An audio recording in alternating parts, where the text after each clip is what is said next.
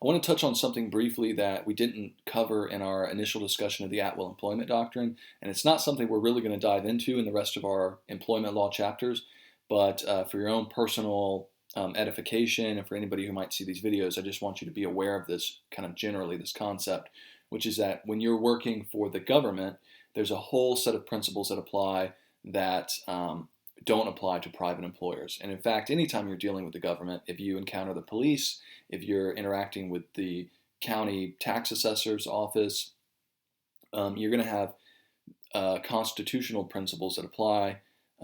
either the United States Constitution or in some cases your state's constitution, because those are public laws that the principles apply to government entities. So if you work for a public employer, whether it's the federal government or the state government or your local government,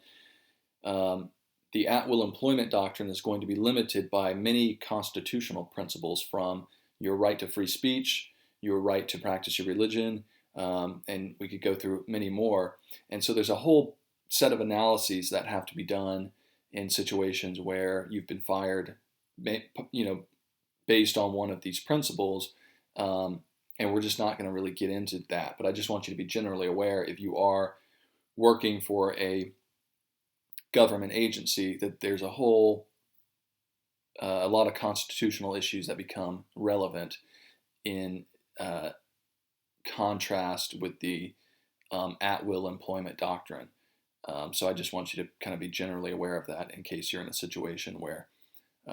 you are fired from a state employer, or if you are a government employer and you're thinking of firing somebody or demoting them or